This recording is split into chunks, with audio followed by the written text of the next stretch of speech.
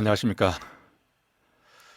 방문각에서 아두스 경찰학으로 강의를 하는 박용증입니다. 2022년도 채용시험 문제풀이를 하도록 하겠습니다. 이번 시험은 조금 특별했죠.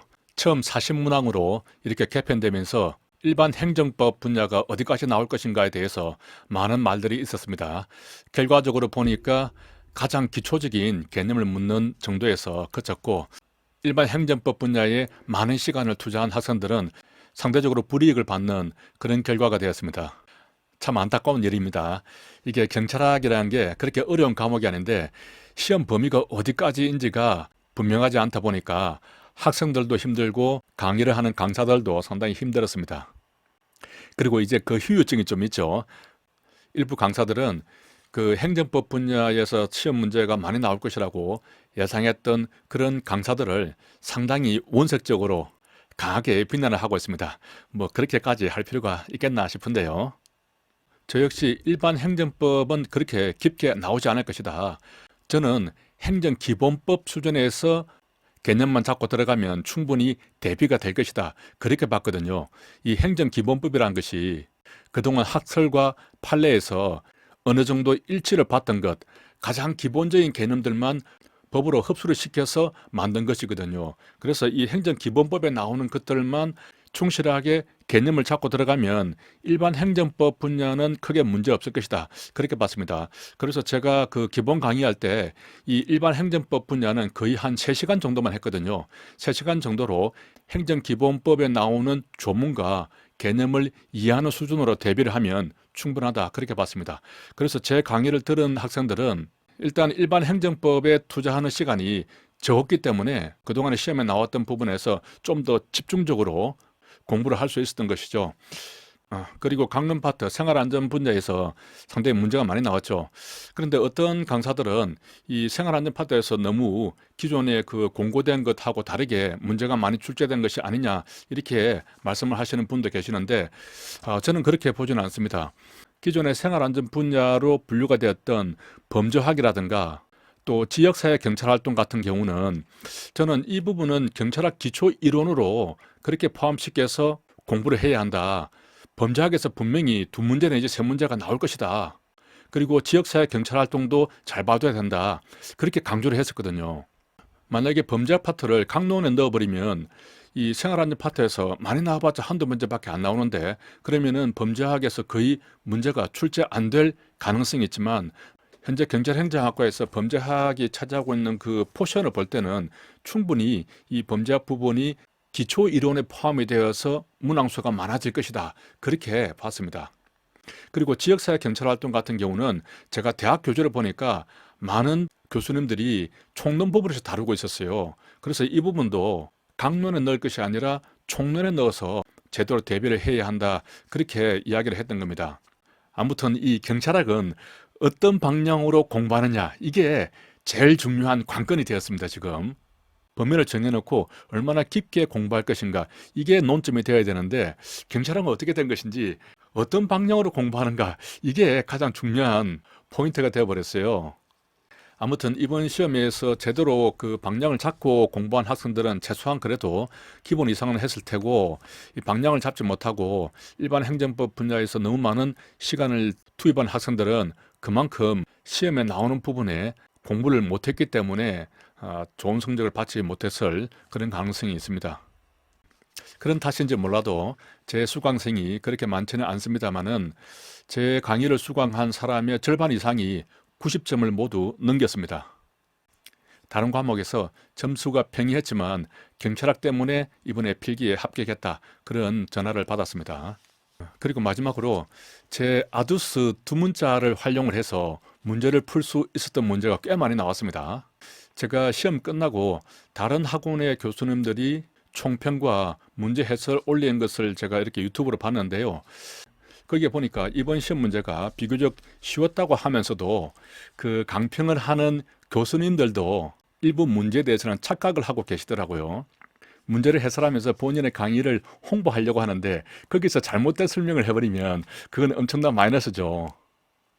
저도 그 유튜브를 보면서 이런 식으로 설명을 하면 학생들이 어떻게 되나 이거 나중에 잘못된 부분을 알려주기는 할까? 뭐 그런 생각이 좀 들었습니다. 그래서 이 다른 강사들이 잘못 설명한 부분까지 다 포함을 해서 같이 보도록 하겠습니다. 그리고 조금 놀라웠던 것은 노량진의 대형 학원에서 제 아두스 두 문자를 상당히 많이 인용해서 사용하고 있다는 것을 알았습니다. 제 두 문자가 좋긴 좋나 봅니다. 제가 정말 심혈을 기울여서 만들었거든요. 어떤 두 문자는 거의 일주일 동안 계속 고민을 했던 그런 두 문자도 있습니다. 아무튼 좋은 두 문자를 강사든 학생이든 잘 활용을 해서 공부하는 데 도움이 된다면 저로서는 나쁠 것은 없습니다. 제 두 문자가 그만큼 역할을 하는 것이니까요. 그런데 강사님들이 제 두 문자를 인용할 때는 그래도 출처는 밝혀줘야 하지 않겠습니까? 이 두 문자가 정말 좋은데 아두스 두 문자다. 최소한 출처는 밝혀주는 것이 동정업계에서 기본적인 예의이고 법적인 의무이기도 하죠. 제 두 문자를 쓰지 말라는 게 아니라 충분히 활용을 하시고 또 학생들도 충분히 활용을 했으면 좋겠습니다. 다만 이 두 문자가 아두스 경찰학에서 나왔다 하는 것, 그거 하나는 꼭 밝혀주시기를 바랍니다. 서론이 좀 길었습니다. 문제를 보도록 하겠습니다. 이 기출문제 해설 내용은 제가 운영하는 네이버 카페에 모두 올려둡니다. 네이버 카페에서 아두스 경찰학 혹은 아두스 경찰 실무 종합에 들어가면 카페 게시판에 모두 올라가 있으니까 다운받아서 보시면 되겠습니다. 1번 다음 설명 중 가장 적절한 것은 이제 이 답이 4번이죠. 밑에 보이네요. 우리 정부 수립 이후에 74년도 내무부 치안국의 치안본부로 개편되었고, 그렇죠. 06년도에 자치경찰단이 창설되었다. 자, 여기에 이렇게 이제 표시된 것만 좀 보도록 하겠습니다. 전부 다 보기에는 시간이 너무 많이 걸릴 것 같아서 좀 어렵고 중요하다고 싶은 것만 제가 좀 표시를 했습니다. 그래도 뭐 거의 한 8, 90% 되는 것 같아요. 자, 이 문제는 그 연도를 잘 외우는 문제죠. 국사 공부는 기본적으로 연도를 외우는 겁니다. 가장 기본적인 부분이 되겠죠. 자, 74년도 이때 문세광이 유경수 여사를 적사시켰죠. 그래서 적사할 때 74가 나옵니다. 그때 이후에 치안국을 치안본부로 개편하게 되었다. 이렇게 이야기를 했죠. 그래서 74년도에 치안본부다 하는 것을 기억을 할 수가 있고, 공유하는, 공육이니까 공유하는 자치경찰 이렇게 기억을 했습니다. 이게 이제 맞고요. 이제 틀린 것도 보겠습니다. 19년도에 3.1 운동을 계기로 해서 헌병에서 보통경찰 체제로 전환은 이루어졌죠. 조직은 이렇게 좀 바뀌었습니다. 이후에 독립군을 탄압하기 위해서 3.1 운동을 기화로 해서 정치범 처벌법이 들어오게 되는데 이제 이걸 제정을 하게 되죠. 하지만 일본에서 제정된 것을 우리나라에 가져온 것, 자, 일본에서 제정된 것을 가져온 게 어떤 법이었죠? 1925년도에 치안유지법입니다. 이건 어떻게 기억했냐면 되게 유치하다. 일본에서 만든 것을 가져왔으니까 유치하다. 이렇게 기억을 좀 하라고 했습니다. 그래서 일본에서 제정된 것을 가져온 것은 치안유지법이 되는 것이죠. 자, 미군 정기에는 폐지된 것이 비위생 경고하고 폐지했다. 이렇게 했죠. 그래서 비경찰화가 이루어지면서 위생사무, 경고니까 경제 고등경찰을 폐지했습니다. 그래서 경제경찰을 신설했다. 이런 부분은 틀리게 되겠죠. 그리고 신설한 것은 여자 정보죠. 이렇게 여자 경찰과 정보 경찰을 신설했습니다. 53년도에 53년 하면은 해경 경직 53이죠. 경직이니까 경찰과 직무집행법 그리고 해경을 창설했습니다. 해경이 경직이 왔습니다. 해경 경직 53 이렇게 기억을 할 수가 있고 맞고 그다음에 69년도에 육구 경찰관이죠. 경찰 공무원법이 만들어진 것도 맞습니다. 여기서 이제 어떤 내용이 들어가느냐? 여기에 경감 이상에 대한 계급 정년제가 이 경찰 공무원법이 만들어질 때 이때 만들어지게 되었죠. 그리고 우리 계급 중에서 끝에 지어서로 끝나는 경정과 경장 계급을 신설하게 되었다. 이렇게 기억을 했습니다. 이런 문제는 이해를 위주로 하기보다는 암기죠. 국사가 원래 좀 암기 과목입니다. 기본적으로 암기가 되어 있지 않으면 또 암기가 하나라도 흐트러게 되어 있으면은 문제를 푸는데 상당히 시간이 소비되거나 애매하게 느껴질 수가 있는 겁니다. 기본적으로 연도 같은 것은 암기법을 통해서 확실하게 기억을 해둬야 합니다. 자, 그 다음에 2번 문제는 생략하고 3번 문제. 실질적 의미의 경찰 개념의 역사적 발전 과정에 대해서 적절하지 않은 것은 요한 슈테판 퓨터 이제 퓨터, umlaut가 들어가야 되죠. 이렇게 되면은 퍼트가 됩니다. 골프할 때 퍼트가 되는데 아무튼 이제 이게 영문으로 타자를 하다 보니까 아마 umlaut가 안 들어간 것 같은데요.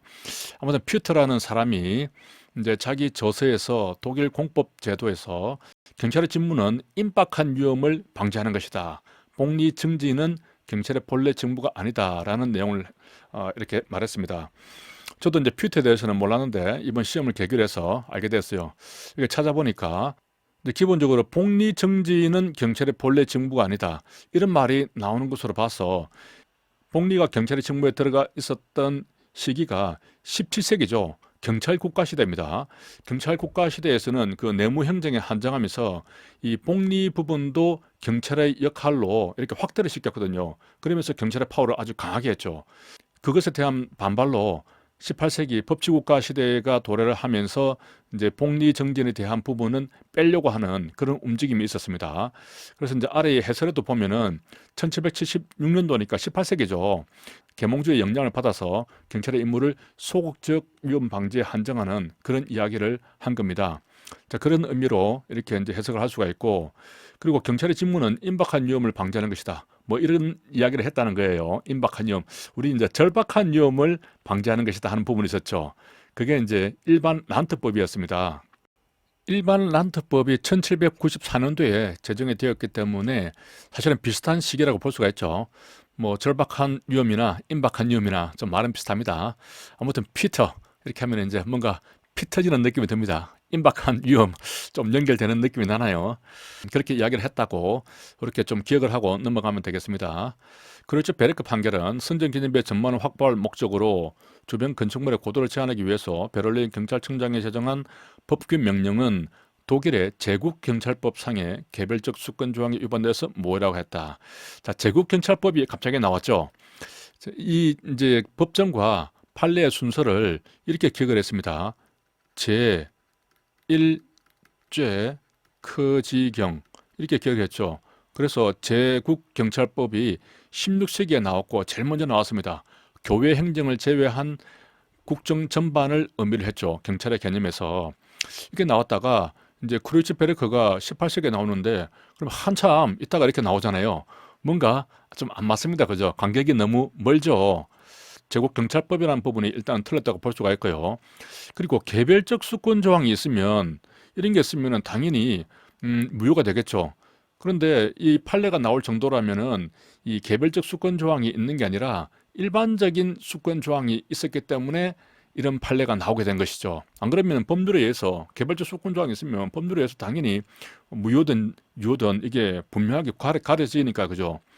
자, 그래서 이때 당시에 이제 배경을 보면은 일반 란트법 있죠. 이 법에서 경찰은 절박한 위험을 방지하기 위한 기관이다. 이런 부분이 있잖아요. 그렇게 이 법에서 규정을 하고 있지만 이 법은 그렇게 오래 가지를 못했고 실효성이 좀 없었다고 합니다. 그러다가 뒤에 이제 크루이츠베르크 판결이 나오면서 실제 이 일반 란트법에 규정된 것이 실효성을 갖게 되는 그렇게 되도록 판결이 된 것입니다. 그렇게 좀 이해를 하면 되겠습니다. 그래서 만약에 여기 일반 란트법이라고 나오면 그리고 일반적 수권 조항이라고 나오면은 상당히 유사한 답으로 정답으로 그렇게 볼 수도 있겠죠. 자, 이렇게 틀린 것을 보면 되겠습니다. 자, 나머지는 뭐 특별한 것이 없고요. 자, 그다음에 계속 넘어가서 경찰의 부패에 대해서 여기서도 더티 해리 문제가 나왔습니다.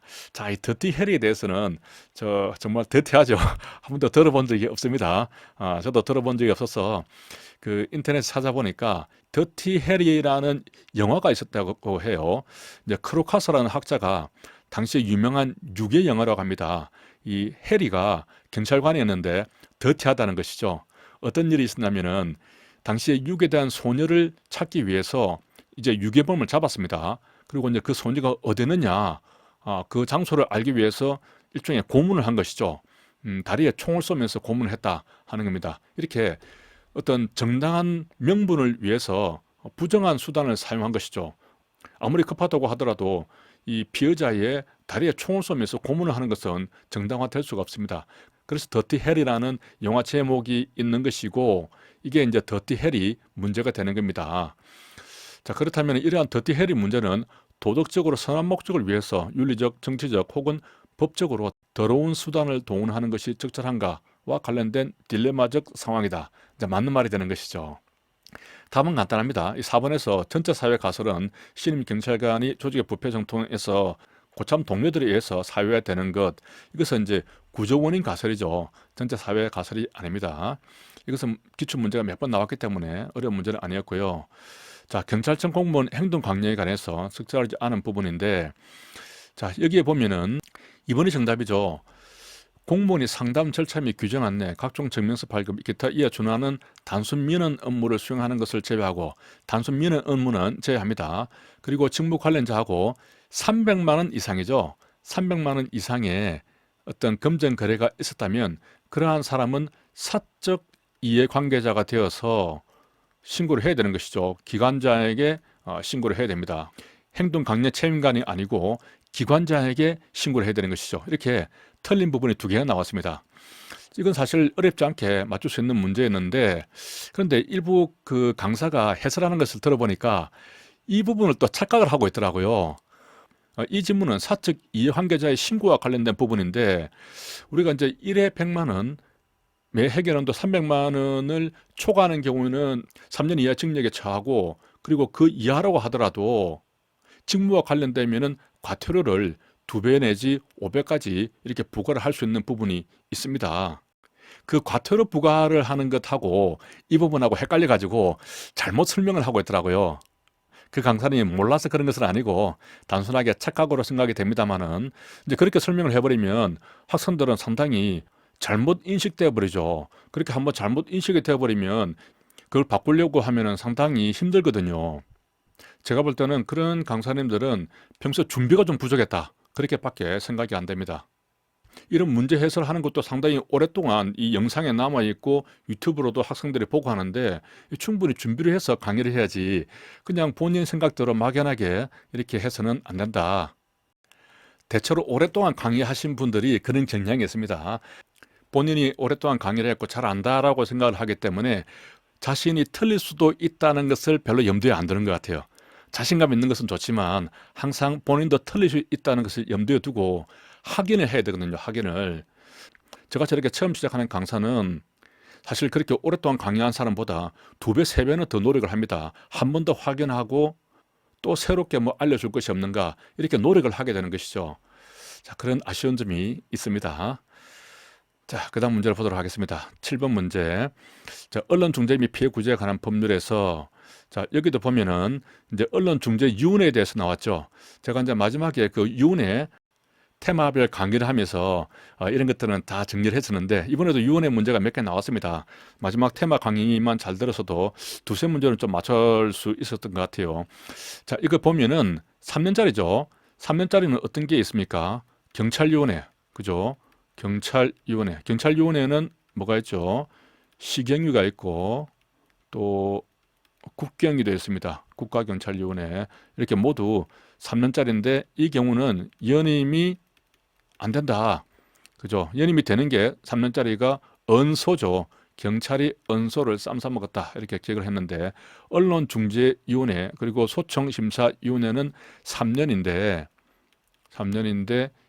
1차에 한해서 연임이 가능하다, 이렇게 제가 테마별 이 위원회 강의를 할 때 말씀을 드렸습니다. 이렇게 하면 세트로 기억을 하면 이게 혼돈될 일이 없죠. 특히 이제 이 3년이라는 것은 소청심사위원회에서는 상임위원만 해당이 되겠습니다. 비상임위원회는 2년짜리죠. 자, 그렇게 하면 이게 뭐 그렇게 어려운 문제는 아니고요. 그죠? 자, 그 다음에 바로 넘어가서 8번 문제. 8번 문제 2번이 답인데요. 19세 이상이 300명이 연사한 것이죠. 자, 이런 것도 제가 이제 두 문자로 이렇게 만들었었는데, 원래 두 문자를 19세 이상에 대해서는 특대성 보유로 만들고 있다가 시험 마지막에 제가 마무리 강의를 하면서 특대성 보유보다는 좀 어감도 안 좋고 19세 이상 300명 이상의 연서, 이 부분도 상당히 중요하기 때문에 특대감 보유로 바꾸면 좋겠다라고 해서 불과 시험 한 2주 전에 한 마지막 강의에서 이 숫자 관련한 특강을 하면서 요 말씀을 드렸죠. 정말 마지막에 들었던 사람은 기억이 생생하기 때문에 이 문제 나오면서 이 문제 보면서 아마 제 목소리까지 기억을 했을 겁니다. 그래서 19세 이상이죠. 19세 이상의 300명 이상 연설을 하게 되면은 감사원에 감사를 청구를 할 수 있습니다. 그래서 그런 예도 들었죠. 만약에 경찰서에 어떤 비리가 있다라고 생각하면 19세 이상이 300명이 연설을 써서 A 경찰서에 그 비리 있으니까 감사를 해달라 이렇게 요구를 할 수 있다. 그렇게 설명을 한 적이 있습니다. 나이와 관련해서 18세 이상인 경우는 18세 처가 영계 음질로 성경보한다. 그런 두 문자로 기억을 했고 19세 이상에 대해서는 특대감 보유 이렇게 기억을 했습니다. 자, 이렇게 마지막에 이렇게 두 문자를 바꿔 썼는데 바로 시험에 나왔고요. 참고로 이제 올해 7월 달부터는 이 법률이 개정이 돼서 19세가 아니고 18세 이상으로 이렇게 바뀝니다. 뭐 그렇다고 하더라도 이 개정된 법률로 착각을 했다고 하더라도 300명이 있으니까 그렇게 볼 수가 있죠. 또 이 부분도 어떤 강사들은 이미 18세로 바뀌었다 이렇게 설명하시는 또 분들도 있더라고요. 아직 멀었습니다. 7월 달에 와야 바뀌는 거죠. 벌써 이렇게 바뀌었다고 설명을 하는 부분은 또 잘못된 것이죠. 이렇게 정확하게 강사들이 모르고 있는 거예요. 아니면 몰랐다고 하더라도 다시 한번 이 법조문을 보고 찾아보고 확인을 해야죠. 그렇게 한번 잘못 말을 해버리면 그 영상을 듣는 또 수많은 학생들이 머릿속에 잘못된 부분에 들어가 버린단 말이죠. 그러면 그걸 바꾸려면 엄청난 노력이 필요하고요. 그래서 지금 현재로 볼 때는 19세가 맞다. 19세 이상이다. 그리고 300명이 되는 것이죠. 아무튼 뭐 이러나 저러나 답은 고를 수 있는 상황이 되었습니다. 자, 인권보호규칙. 인권보호규칙도 원래 지금까지는 경찰 통제 파트에 넣어서 경찰 행정학 부분에서 이렇게 다루고 있었는데 제가 지금 개정판을 준비를 하고 있는데 아마 4월 말경에 출판이 될 건데 그 개정판에도 이 인권 보호와 관련해서는 매번 지금 계속해서 시험 문제가 나오고 있고 우리 경찰청에서도 상당히 강조하고 있는 부분이기 때문에 별도로 좀 떼가지고 경찰과 인권 이렇게 해서 경찰학 기초 이론에서 다루는 게 맞다. 그렇게 봤습니다. 실제 이제 동행 모의고사라든가 수업을 할 때는 이 인권 보호 규칙에 대해서는 상당히 강조를 하면서 여러 분야까지 자세하게 봤죠. 반드시 여기서 시험 문제가 나올 거다. 그런데 지금까지 많은 부분에서 다 문제가 나왔으니까 이제 안 나온 부분이 어디냐. 그러면서 이제 안 나온 부분이 바로 밑에 있는 이 부분이죠. 인권 진단입니다. 이렇게 인권 진단하는 부분하고 그리고 진상조사단 그 부분이 아직까지 안 나왔죠. 그래서 이제 그 부분을 제가 좀 강조를 많이 했는데요. 결국 이렇게 인권 진단 부분이 시험에 나왔잖아요. 보기 지문에 비록 틀린 지문이지만 연 1회 이상 인권 진단을 한다. 이것은 진단을 하기 위해서 그 해당되는 경찰 관서를 찾아가서 제대로 이 인권과 관련된 시책들이 이행이 되고 있는지를 진단하는 겁니다. 그런데 이 부분도 또 이 준비 안 된 그 일부 강사들은 보니까 인권 역량 평가하고 인권 진단을 동일한 것으로 혼돈을 하고 있어요. 그것도 정말 잘못된 겁니다. 인권 역량 평가하고 진단은 완전히 다른 거죠. 인권 역량 평가는 반기에 한 번씩 점검을 하도록 되어 있고요. 이 인권 진단은 경찰 관서를 방문해서 1년에 한 번 이상 이렇게 진단을 하도록 되어 있는 겁니다. 전혀 다른 거죠. 그런 걸 보면은 이 이제 강사님들이 너무 오랫동안 이 강의를 하고 급하게 이 문제 해설을 하려고 하다 보니까 충분한 준비 없이 그냥 강의를 하는 거예요. 그렇게 해버리면 학생들은 정말 잘못된 부분들이 이 머리에 인식이 되어버리거든요. 한 번 잘못 들어가면 그걸 바꾸는 것은 정말 어렵다. 그래서 처음부터 이렇게 방향을 잘 잡고 맞는 건지 틀린 건지 돌다리도 두드려 가면서 이렇게 확인을 해가면서 그렇게 강의를 하고 공부를 하고 그렇게 해야 고득점이 될 수가 있는 겁니다. 실력이 쌓일 수가 있는 거죠. 아무튼 이 문제의 답은 뭐 간단합니다. 인권위원회는 경찰청하고 시도경찰청에만 있고 경찰서에는 없다. 그죠? 없죠. 그리고 심의 의결기구가 아니고 자문기관이다 하는 거죠. 자, 자문기관은 어떤 게 있습니까? 자문, 자색 문을 열고 고인인 하죠. 안으로 들어갑니다. 고청처리위원회, 인사위원회, 인권위원회. 딱 이렇게 하면 얼마나 간단합니까? 복잡하지도 않고 자문기관이라는 거 하나만 알아도 이 답을 알 수가 있고 혹은 몰랐다고 하더라도 자, 인권위원회 같은 경우는 인권이란 문제는 사실 한 개 경찰서에 해당되는 경우는 별로 없거든요. 한 개 경찰서에 만약에 인권적인 문제가 있다면 그건 그 시도경찰청 혹은 전국적인 문제가 될 가능성이 상당히 많습니다. 그래서 경찰서에 인권위원회를 두기보다는 이제 시도경찰청이라든가 경찰청에 두는 것이 맞다. 더군다나 이건 자문기관이잖아요. 이 자문을 해주는 것이기 때문에 서장을 자문하는 것보다는 적어도 시도경찰청이라든가 경찰청을 자문을 해야겠죠. 이렇게 경찰서에는 없는 위원회가 하나 더 있습니다. 그게 뭐죠? 손실보상위원회입니다. 자, 이렇게 위원회를 볼 때는 하나만 보지 말고 전체적으로 연결해서 세트로 암기를 하는 것이 좋습니다. 그렇게 해야 기억에 훨씬 더 잘 되고 오랫동안 기억을 할 수가 있습니다. 빠트림 없어요. 자, 다음 문제 보도록 하겠습니다. 자, 10번 문제. 경찰청 감사규칙. 이 문제도 단순 암기 문제라고 볼 수가 있죠. 이런 것들을 이해를 해서 풀려고 하면 무조건 하고 틀립니다. 이런 것들은 단순 암기 문제이고 암기를 정확하게 잘 해야 되는 것이죠. 자, 변상명령. 변상명령은 어떤 경우죠? 회계관계 직원에 관한 그 법률에 따라서 이제 회계 업무를 하는 그 직원들에 대한 변상 조치를 말하는 겁니다. 그래서 자, 이 내용은 아니죠. 자, 경미 이런 말이 나옵니다. 경미, 경고 이렇게 기록했습니다. 자, 아래 보면은 두 문제를 정리해뒀죠. 원시 모계 대권. 원시 시대에서는 모계사였습니다. 모계가 대권을 가진다. 그리고 경미, 경고, 자율 통보, 현지. 이번에 이제 새로 생긴 부분이죠. 이렇게 기억을 하면은 간단합니다. 자, 이게 이해로서는 절대 풀 수가 없어요. 같은 용어들이 이렇게 중복이 되어 있기 때문에 이런 것들을 이해를 해서 풀려고 하면 100% 틀립니다. 이건 무조건 하고 암기를 해야 되는 것이죠. 이런 암기들이 쌓일 때 그게 실력이 되는 겁니다. 점수로 연결되는 것이고요. 자, 여기 보면은 시정 요구는 항상 원상복구 이렇게 원하고 연결되고 또 모순, 개선사항 이렇게 나오잖아요. 대안, 개선사항 이렇게 같이 나오는데 이걸 무슨 수로 구분합니까? 그죠? 모계, 대권 이렇게 구분해야 되는 것이죠. 경미하면 경고인데 자, 경미한 경우에 이렇게 경미한 경우가 한 번 더 있습니다. 이번에 규정이 개정되면서 현지 조치라고 생겼죠. 현지가 나오면 반드시 현지란 말이 나옵니다. 현지에서 이렇게 한다. 이렇게 되는 것이죠. 또 자율 통보 이렇게 되겠습니다. 그래서 이렇게 두 문자를 가지고 이 문제를 풀어야 된다. 자, 그것만 알면 이 푸는 건 간단하겠죠. 근데 어떤 식으로 공부해야 되는지 뭐 그런 부분들을 이렇게 보면 되겠습니다. 자, 그다음 11번 문제.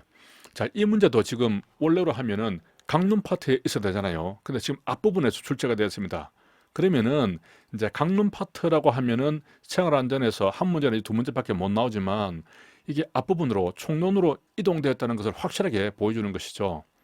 자, 문제를 보면 전통적 경찰 활동과 지역사회 경찰 활동에 대한 비교 설명이다.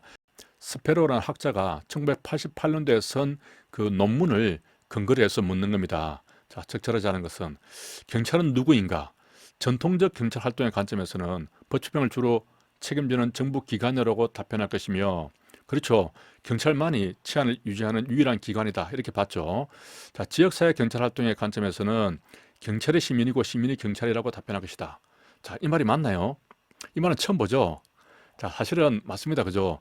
왜 그러냐면 이제 영미법계와 대륙법계 이렇게 또 볼 수가 있어야 됩니다. 이렇게 연결됩니다.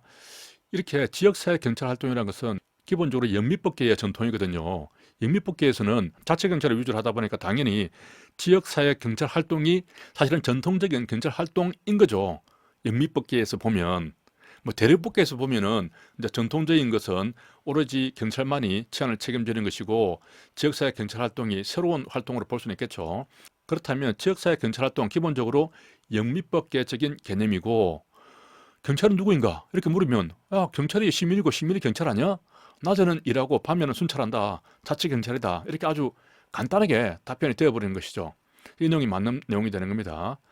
자, 언론 접촉 부서의 역할은 무엇인가?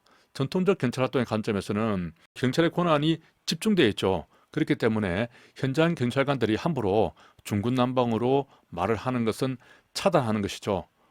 대변인 씨를 통해서 이렇게 언론 창구를 단열해서 말하는 것이 맞습니다.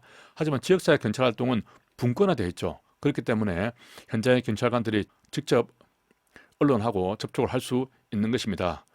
경찰의 효과성은 전통적 입장에서는 대응 시간이고 얼마만큼 빨리 가느냐, 지역사회 경찰 활동에서는 시민들이 얼마큼 협조를 해서 그 문제를 얼마큼 잘 해결하는가, 그 문제죠.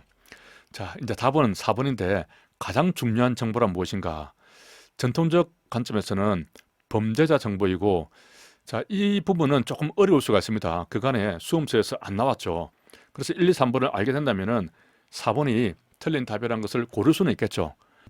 하지만 제 강의를 들었던 사람은 정확하게 답을 4번을 골라냈을 겁니다. 자, 보면은 전통적 관점에서는 범죄자 정보가 아니라 범죄 정보죠. 어떤 범죄가 일어났는가, 범죄에만 관심이 있습니다. 하지만 지역사회 경찰 활동에서는 자, 범죄자에 대한 정보가 중요하죠. 야, 걔는 왜 그랬대? 누가 그랬대? 그렇게 범죄할 만큼 그 집에 무슨 문제가 있나? 그렇게 범죄자에 대해서 관심을 갖게 되는 것이죠. 자, 이 부분에 대해서도 제 교재를 보면은 이렇게 정확하게 나와 있습니다. 자, 중요한 정보에 대해서 전통적 경찰 활동은 범죄 정보이고 지역사회 경찰 활동은 범죄자 정보이다. 이렇게 분명하게 나와 있죠. 이렇게 분명하게 나와 있는 책이 교재가 시중에 거의 없다. 제 책 말고는 거의 없다. 제가 다 찾아봤어요. 찾아보니까 거의 없습니다. 안 나와 있어요. 왜 그럴까요? 저는 이 내용을 실제 이 스페로우라는 학자가 쓴 논문을 인용한 그 교재를 보고 그렇게 참고해서 이 내용을 넣었거든요. 그래서 이 부분이 들어가 있는 겁니다. 재작년 7월 달에 경찰대학에서 노성훈 교수라고 했는데요. 그분이 쓴 경찰학이라는 교재가 출간이 됐습니다. 그래서 그 나오자마자 제가 사서 봤는데 우연하게 보니까 이걸 비교를 하면서 이런 부분이 있더라고요. 참 이거 특이하다. 그래서 작년 3월 달에 제가 이 책을 집필을 하면서 이 부분을 추가를 하게 된 겁니다. 그간의 다른 수험서에서는 이런 부분이 전혀 들어있지 않습니다. 한번 확인해 보면 알 수 있을 겁니다. 그래서 해설 강의하는 강사들도 이 부분은 조금 생소하게 느끼는 것 같더라고요. 그러면서 또 어떤 분은 뭐라고 하냐면 야, 정말 출제자가 연구 많이 했다. 이렇게 전통적 경찰과 지역사회 경찰 활동에 대해서 이런 식으로 문제를 만드는 정도는 상당히 연구를 많이 해서 출제를 했다. 그런 언급을 하더라고요. 이게 출제자가 연구를 해서 만들어낸 것이 아니고 아까 말한 그 노승훈의 경찰학에 보면 이게 그대로 다 나와 있어요. 이 문제는 노승훈의 경찰학에서 그대로 출제를 한 문제거든요. 그러니까 이런 좀 특이한 문제가 나오면 이게 그 어느 교재에 나오는지를 한번 이렇게 체크 정도는 해봐야 되는데 그렇지 않고 출제자가 이걸 많이 연구를 해서 문제를 낸 것이다. 이렇게 해버리면 또 학생들은 살짝 넘어가는 겁니다. 제가 호기심에 이 사람이 이제 쓴 그 논문도 잠깐 이렇게 봤어요. 이렇게 영문 논문이 있습니다. 그 부록에 보면은 이런 부분이 있거든요. Traditional 그리고 Community Policing 이렇게 돼 있죠. 그리고 What kind of intelligence is most important 이렇게 되어 있습니다. 어떤 정보가 중요한가? 이렇게 이 사람이 쓴 논문을 보면 이 질문이 있고 그에 대해서 답변 형식으로 해서 비교하는 방식으로 서술되어 있는 겁니다. 이 논문을 번역한 것이 아까 말한 그 노성훈의 경찰학에서 그대로 인용이 되어 있고요.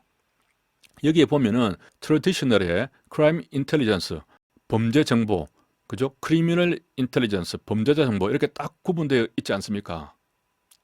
그러니까 이제 적어도 우리가 공부를 어떻게 해야 되는가 방향을 잡기 위해서 우리가 이제 기출 문제를 풀이하는 것은 문제 자체를 풀이를 해서 지식을 얻는 것도 중요하지만 이런 새로운 문제들은 어디서 출제가 됐을까? 앞으로 어떤 방식으로 출제가 되는가? 그 방향을 잡아야 되는 거거든요. 단순하게 이 문제 하나 풀자고 지금 문제 해설을 하는 것은 아니잖아요. 어떤 방식으로 공부해야 되는지 방향을 잡는 겁니다. 다시 말해서 범죄학이라든가 지역사회 경찰 활동 같은 것은 이제 강론이 아니라 총론에서 넣어두고 훨씬 더 집중적으로 공부를 해야 된다 하는 그런 감을 잡아야 되는 거죠. 또한 대학 교수들이 이제 대학 교재에 있는 그런 것들을 참고를 해서 조금 난이도가 높은 문제를 출제를 한다 하는 그런 감을 잡아야 되는 거죠. 그러면 어떤 책을 가지고 출제를 하는가? 그런 것까지 파악하는 게 강사의 역할입니다. 그냥 단순하게 이런 문제를 가지고 출제자가 연구를 많이 해서 출제했네 이렇게 해버리면 끝나버리는 거죠. 강사도 그 선에서 끝나버리고 학생들도 그 선에서 끝나버리는 겁니다. 그러면 방향이 안 나와요.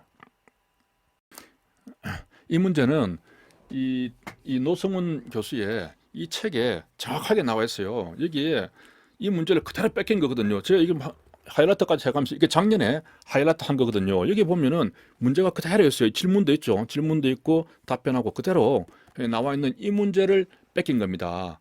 이번 출제 문제가 상당히 쉬웠지만 몇 개 문제가 좀 까다롭게 나왔는데 그 까다롭게 나온 문제가 어떻게 해서 만들어졌는지 그 원리, 배경 그런 것들을 알아야 다음 시험에 대비를 할 수 있고 또 내년 시험에도 대비를 할 수 있게 되는 겁니다.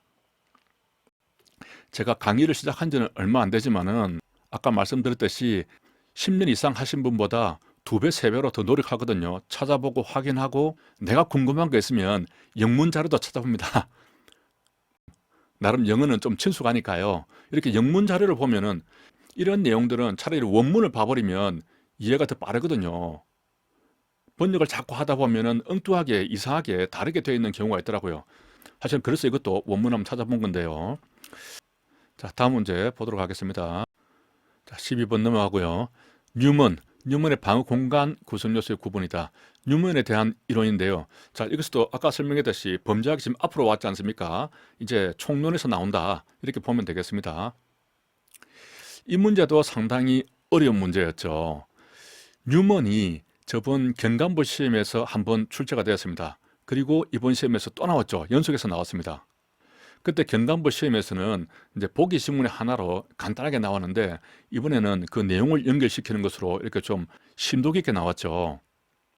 자, 이 내용을 풀어보면 지역의 외관이 다른 지역과 고립되어 있지 않고 보호되고 있으며 주민의 적극적 행동 의지를 보여준다. 이 부분은 그 지역이 보호되고 있으며 마치 그 주민들에 의해서 보호되고 있는 듯한 느낌을 보여주는 겁니다. 그래서 이미지와 관계되고 지역에 대한 소유의식이 있기 때문에 주민으로 하여금 행동을 취하도록 하는 것은 이런 것은 이제 영역성이 되겠죠. 그리고 특별한 장치에 도움 없이 실내와 시립 외의 활동을 관찰할 수 있는 능력은 자연적 감시가 될 것입니다. 자, 이 문제가 상당히 어려웠는데 이 가번을 좀 찾기가 어려웠고 나번하고 다번은 그간에 나왔던 제퍼리의 환경 설계를 통한 범죄 예방 그 이론을 적용하면 답은 골라낼 수가 있습니다. 조금 어렵더라도. 자, 그렇다면은 이제 뉴먼이 2번에 걸쳐서 나왔잖아요. 그러면 뉴먼의 이론에 대해서도 충분하게 이제 학생들이 알아야 되고 우리 강사들은 설명을 해줘야 합니다. 그런데 설명할 때 다른 강사들이 들어보니까 이렇게 해서 나하고 다 가지고 답은 고를 수 있지 않느냐. 그리고 넘어가 버려요. 이렇게 기출이 한번 되면 다음번에 또 이 내용을 가지고 응용을 해서 새로운 문제가 또 나올 수 있잖아요. 그죠? 그러면 그렇게 해설을 해서는 안 되죠. 저도 이 문제가 나오기 전까지 뉴먼에 대해서 이렇게 깊게 공부를 한 적은 없는데 어쨌든 이번 기출 문제를 기회로 해서 제가 조금 더 깊게 찾아봤습니다. 자, 뉴먼은 어떤 사람이었는가? 이제 뉴먼하고 제프리는 당연히 같은 시대의 사람이겠죠. 제가 이제 뉴먼하고 제프리가 나오면서 아두스 스토리를 이야기한 적이 있는데요. 제프리가 젤을 뿌려서 뉴먼이 눈이 멀게 되었다. 그렇게 좀 이야기를 한 적이 있습니다. 아무튼 두 사람의 이론이 거의 겹치는 부분이 있습니다. 자, 뉴먼은 기본적으로 건축가였어요. 건축가. 여기서 차이가 있습니다. 뉴먼은 건축가고 제프리는 뭐죠? 제프리는 범죄학자입니다. 범죄학자. 여기서 두 사람이 보는 입장 차이가 있는 거죠. 하지만 공통적으로 이 건축의 설계가 범죄를 예방할 수 있다라고 이제 본 것입니다. 그러면은 이제 어떤 사람은 이렇게 이야기합니다. 제프리의 이론을 뉴먼이 발전시켰다 이렇게 설명을 하기도 하는데 또 어떤 사람들은 뉴먼의 이론을 제프리가 발전시켰다 이렇게 이야기합니다. 주로 이제 건축가들이 그런 이야기를 하죠. 도대체 누가 먼저 이야기를 했을까? 제가 또 인터넷을 통해서 한참을 찾아봤어요. 보니까 이제 뉴먼이 건축가이고 이 사람이 먼저 건축 설계로 범죄 예방할 수 있다는 개념을 먼저 제시를 했고 그런 개념에 영감을 받아서 범죄학자인 제프리가 1971년도에 논문을 냅니다. 1971년도에 환경 설계를 통한 범죄 예방이라고 셉테드 이런 개념을 내게 되죠.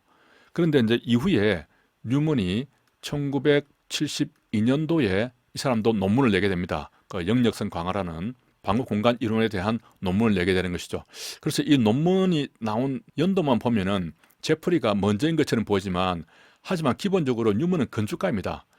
방어 공간 이론에 대한 개념은 이 건축가인 뉴먼이 먼저 말을 했을 것 같습니다. 어떤 책에서는 뉴먼이 먼저 말했다 그러고 어떤 책에서는 제프리가 먼저 말했다고 하니까 저도 헷갈리는 거예요. 저도 정확하게 모르겠고요. 그래서 이제 인터넷을 찾아보고 제가 내린 결론은 뉴먼이 건축가이기 때문에 먼저 그런 개념을 말했을 것이고 그 개념을 가지고 제프리가 셉테드라는 이런 논문을 쓰니까 그에 따라서 그걸 또 발전시킨 게 뉴먼의 영역성 강화, 디펜서블 스페이스, 뭐 그런 방어 공간 이론 그런 것들이 좀 더 체계화 되지 않았을까 그런 생각이 듭니다. 아무튼 이제 앞서거니 뒤서거니 하면서 이 두 사람의 이야기들은 다 비슷합니다. 그런데 우리가 이 개념들을 상당히 암기하기 힘들죠. 우리가 이걸 안다고 해서 끝나는 것도 아니고 또 기억도 해야 되는 것이거든요. 그리고 뉴먼이 이야기한 게 주로 이제 네 가지 요소를 이야기했다고 하는데 이 네 가지 요소에 대해서도 상당히 또 설왕설래하고 있다는 것을 제가 알았습니다. 그러니까 이 사람들 논문을 번역한 학자들에 따라서 이 네 가지가 좀 왔다리 갔다리 해요. 어떤 사람들은 네 가지를 이렇게 영역성, 자연적 감시, 이미지, 환경 이렇게 이야기도 하는데 저번 경관 시험에서 보면은 안전지대라는 말이 나왔습니다. 이 안전지대라는 말이 나오고 자 어떻게 이야기했냐면은 영역성, 이미지, 자연적 감시, 안전지대 이렇게 네 가지가 있다는 지문이 맞는 지문으로 나왔거든요. 그러면은 환경이랑 안전지대가 같은 말인가? 하는 의문이 생길 수가 있죠. 제가 이것 때문에 인터넷을 한참 뒤졌습니다. 영문도 많이 읽어봤고요. 근데 결론은 환경하고 안전지대는 같은 의미로 사용된 게 아닙니다. 근데 일부 이제 강사는 이 두 개가 같은 의미로 사용된 것처럼 그렇게 설명을 하는데 제가 이제 영어 원문을 보니까 서로 다른 내용이다. 그런 리포터가 있더라고요. 이 사람 뉴먼의 원문은 찾아볼 수가 없었습니다. 이 뉴먼의 원문을 가지고 영문으로 만든 다른 리포트를 제가 본 거죠. 거기를 보면은 어떻게 설명이 되어 있냐면은 지금 여기 정리된 것처럼 이렇게 되어 있습니다. 자연적 감시, 그리고 이미지와 환경 이렇게 되어 있습니다. 밀류, 영역성, 안전지대 이렇게 되어 있는 거예요. 자, 네 가지 관점이라고 되어 있는데 이렇게 하나 뭉뚱그려서 두 가지, 세 가지, 네 가지 됩니다. 어떻게 보면 다섯 가지라고 볼 수 있죠.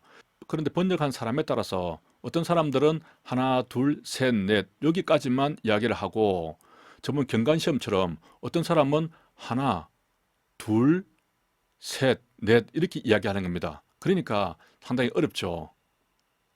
아무튼 네 가지가 될 수도 있고 어떻게 보면 다섯 가지도 될 수 있다. 우리는 공부하는 입장에서 이 다섯 가지를 다 이야기했기 때문에 그대로 어떻게 되는 것인지를 구분해서 기억을 하면 되겠죠. 자연적 감시는 쉽습니다. 이미지라는 것은 자, 깨진 유리창 이론처럼 주변 시설을 정리하거나 유지 보수를 해서 이 지역은 잘 관리되고 있다. 주민들에 의해서 보호되고 있다 하는 느낌을 주는 거죠. 이미지를 주는 거죠. 그렇다면 이제 범죄가 예방될 수 있고 또 이 지역은 범죄하기 쉬운 대상이 아니다라고 느끼도록 하는 것입니다. 그게 이제 이미지라고 설명이 되어 있고요. 환경이라는 것은 실제 그 보호되어야 되는 건물 바로 그 주변을 말하는데 예를 들면 통행로라든가 뭐 마당이나 놀이터 주변 거리 이런 부분들도 방범 환경으로 조성해야 된다. 이런 이제 내용이 되어 있습니다. 영역성은 이제 주민들의 소유 의식을 가져서 내 거다 그죠? 내 거이기 때문에 지켜야 한다 하는 이제 그런 느낌을 갖도록 하는 것이고 이게 이제 안전지대라고 했는데요. 이것은 이제 지리적 병치 이렇게도 번역을 할 수가 있습니다. 자, 이 말은 뭐냐면 주변 환경이 그러니까 살고 있는 지역 주변 환경이 우범 지역인지 혹은 안전 지역인지에 대해서도 영향을 받는다는 거죠. 이런 말을 하게 된 것은 뉴먼이 건축학자이기 때문에 건물을 세울 때 어디에 세워야 되느냐? 우범 지역에 세우지 말고 안전 지역에 세워라. 그런 말인 것이죠. 이 뉴먼의 디펜서블 스페이스라는 것은 기본적으로 어떤 지역에 건축물을 설치를 하고 주변을 어떻게 가꾸는 것인가 이런 관점이거든요. 그래서 이 안전지대라는 것은 이제 번역을 하니까 안전지대로 이렇게 되었고 전문 경관시험에서 안전지대라는 용어가 나왔기 때문에 세이프 존 그게 나왔기 때문에 저도 이렇게 사용을 하고 있습니다. 하지만 영문에 보면은 좀 발음하기는 어렵더라고요. 지리적 병치 그러니까 지리적으로 우범지역에 있는 것이냐 아니면은 안전지역에 있는 것이냐 그런 것들이 영향을 준다라는 그런 의미로 사용이 되었더라고요. 물론 여기 보면 세이프 존 이 주변에 있는 것이 안전하다 그런 말은 있습니다. 그래서 이제 안전지대라고 해도 뭐 틀린 것은 아니다 그렇게 볼 수가 있는 것이죠. 자, 그러면은 여기서 우리가 기억을 할 때는 좀 연관돼서 기억을 해야 되니까 제프리의 5가지 요소는 우리가 공부를 많이 했고 좀 익숙하잖아요. 거기에다가 뉴먼이 만한 이 방어 공간 이론을 대입을 시켜서 어떻게 다른지만 비교를 하면은 좀 더 쉽게 기억을 할 수 있을 것 같습니다. 자, 제프리는 뭐라고 말했죠? 자연적 감시, 그죠? 자연적 감시, 그리고 자유형 저벽이죠. 유지, 보수, 활동성 강화, 그죠? 그리고 접근 통제, 이제 영역성 강화입니다. 글씨를 좀 빨리 쓰려고 하니까 좀 예쁘게는 안 나옵니다. 이해를 해주시기 바랍니다. 그래서 자유활인데 이제 수영할 때 자유형처럼 생각을 할 수 있겠죠. 자유형 접영입니다. 수영에는 접영이라는 이런 영법은 있지만 자유영법은 없죠. 자유형만 있습니다. 그래서 자유형 접영 이렇게 기억을 할 수가 있는데 여기다가 뉴먼이 말한 것을 그대로 대입을 하면 되겠습니다. 뉴먼도 방어 공간 이론에서 똑같이 자연적 감시 개념을 이야기했습니다. 그렇게 같다. 그 다음에 이미지가 있죠. 이미지란 것은 깨진 유리창 이론처럼 뭔가 문제가 있으면 그때그때 보수를 해주고 잘 관리되고 있다는 그런 이미지를 주어서 여기가 쉬운 범행 대상이 아니라는 느낌을 주면 되는 것이죠. 그렇기 때문에 사실은 이 이미지하고 유지 보수하고 비슷하다 이렇게 볼 수가 있습니다. 그리고 활동성 강화를 위해서 주변에 놀이터라든가 뭐 정자 이런 것들에서 주민들이 머물게 하는 것이죠. 그것은 일종의 그 건물 주변의 환경하고 관계되는 부분입니다. 접근 통제도 마찬가지로 어떤 통행로를 개선한다든지 이런 것들은 다 방어 공간 이론에서 말하는 환경하고 좀 유사하다 이렇게 볼 수 있는 것이죠. 그리고 영역성 강화에 대해서 이야기했습니다. 그죠? 자, 그리고 마지막으로 여기에 하나 더 플러스 한다면은 이제 안전지대에 대해서 이야기를 했죠.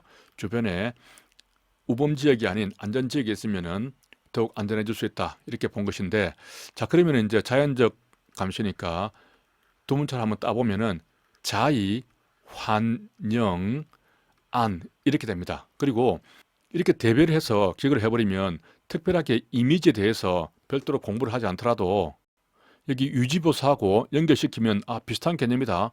환경은 얘네들하고 비슷한 개념이다. 이렇게 생각하면은 암기할 부분이 훨씬 더 줄어들게 되겠죠. 역량성 강화는 같으니까. 그래서 이 5가지만 잘 기억을 하면 되겠습니다. 이 5가지는 자의 환영 안이죠. 자의 아파트라고 했죠. 자의 아파트 입주를 환영합니다. 자의 환영 안 이렇게 해서 기억을 하도록 하겠습니다. 자, 이렇게 두 문자를 하나 만들었죠. 자, 이렇게 그 내용에 대해서 설명을 해주고 또 정확하게 설명을 하고 뿐만 아니라 어떻게 암기를 해야 되는가 하는 것까지 알려주는 게 제 아두스 강의의 특징입니다.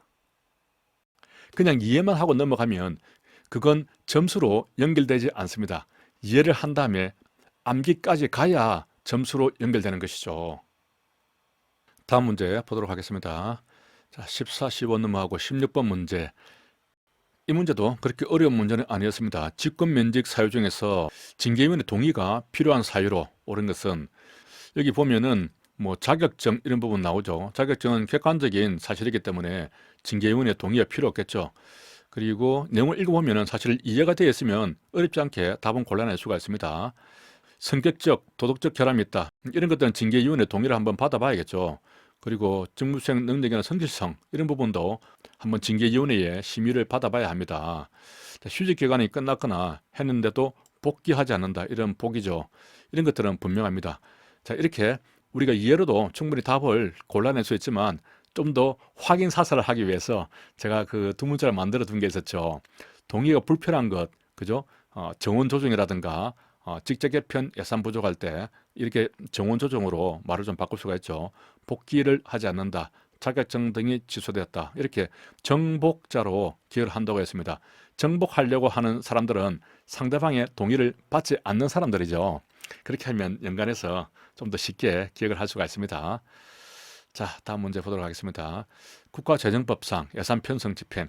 이것도 예산의 편성, 집행, 결산 정말 동년 모의고사 시간대 수도 없이 했습니다.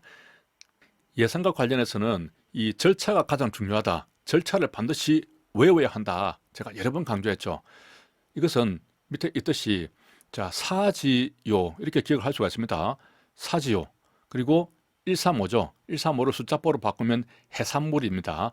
사지요 해산물 12시 전까지 그렇게 두 문자를 가지고 기억을 했습니다. 사업계획서, 지침, 요구서, 사지요 135 간단하죠. 그러면은 바로 이제 1번이 틀렸다는 것을 알 수가 있습니다. 여기 보면 이제 세계면국이죠. 세계면국. 하지만 뒤에 이제 요구서란 말이 나옵니다. 이런 말이 있기 때문에 사지요 세 번째 나오고 135 하면 5월달이다. 사지요 해산물 12시 전까지 120일 전까지 제출해야 되는 것이죠. 자, 그렇게 두 문자로 기억할 수 있는 부분이 있었습니다. 지역경찰서 및 운영에 관한 규칙 이 부분도 그렇게 만만치 않은 문제였습니다. 자, 기역, 니은, 리얼미음은 대체로 기출이 되었기 때문에 찾을 수 있었을 겁니다. 그러면 이제 디귿이 맞느냐 틀리느냐 그게 문제죠. 옳은 것은 모두 몇 개인가 하기 때문에. 근데 가만히 읽어보면 휴무일을 포함한다. 이게 조금 이상할 것 같다 하는 느낌은 들었을 겁니다. 휴무일에도 계속해서 관할구역에 위치하면서 연락처를 유지해야 되면 그럼 이 사람 도대체 언제 쉰단 말인가?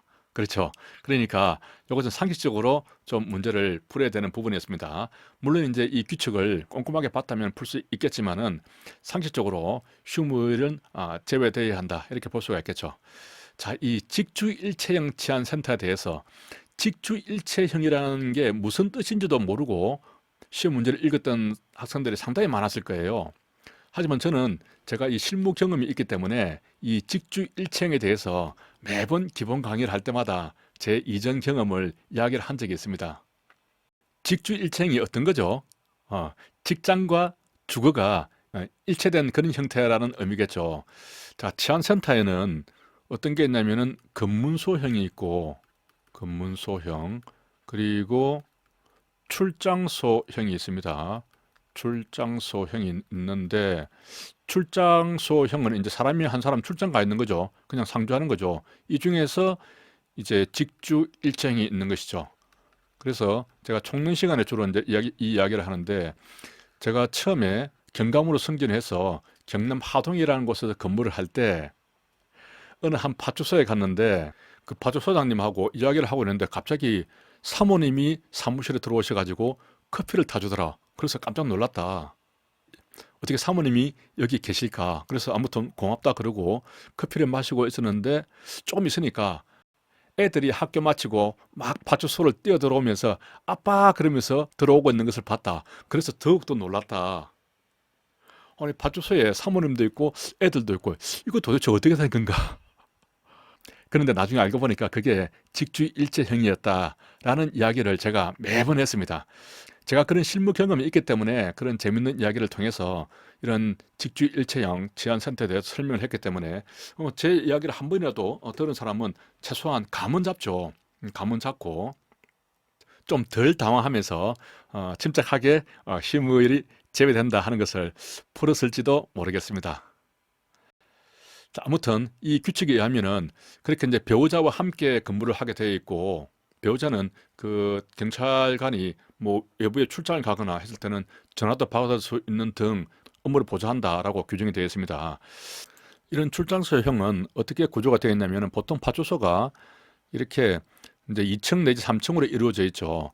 1층은 사무실, 이게 사무실입니다. 사무실이고 2층, 3층은 이제 가정집이에요. 주거죠. 그래서 그 소장님도 사실은 다른 곳에 본인의 집이 있어요. 집을 비워두고 여기 좀 외곽지죠. 약간 변두리에 교통도 불편하고 그런 곳에서 가족들과 함께 살고 있는 겁니다. 그리고 그 주변에 보면은 이제 작은 그 학교도 있었는데 그 초등학교죠. 초등학교가 완전히 잔디구장이에요. 잔디. 운동장이 잔디였습니다. 야, 정말 멋있고 분소였는데 아이들도 한 학년에 한 10명 정도 밖에 안 되는 작은 학교였습니다. 그러니까 이제 아이들이 거기 가서 학교 가고 끝나면은 쪼르르 뛰어오고 그리고 그 소장님도 출근하면은 아래층으로 내려가면은 출근 다시 위층으로 올라가면 퇴근. 야, 정말 멋있다. 워라벨이 이런 거 아니냐. 제가 강의 시간 중에 그런 이야기들을 좀 한 기억이 있습니다. 몇 번 했죠. 여러 번 이야기했던 것으로 기억이 됩니다. 이렇게 아두스 강의를 듣게 되면 실무 이야기도 듣고 이해도 잘 되고 그리고 암기까지 더군다나 이 공부하는 방향까지 제가 제대로 짚어주니까 아니 아두스에서 공부하면 최고입니다 최고. 근데 왜 그렇게 아직까지 수강생들이 그렇게 많지 않을까요? 아무튼 분명한 거는 제 수강생의 절반이 90점 이상을 다 넘었다는 겁니다. 거짓말하지 않습니다. 우리 방문각에 물어보면 알 수 있습니다. 자, 21번. 자, 경비업법. 이 부분도 제가 많이 강조한 부분이죠. 그 호송 경비하고 신변 보호 업무가 있는데 호송은 물건이다. 호송은 물건. 여기 있죠. 물건. 그리고 신변 보호는 사람이다. 이렇게 구분된다고 제가 몇 번 이야기했죠. 그런데 이제 피해자의 유치 및 호송 규칙에 보면은 그때는 피해자에 대해서도 호송이라는 말이 나온다.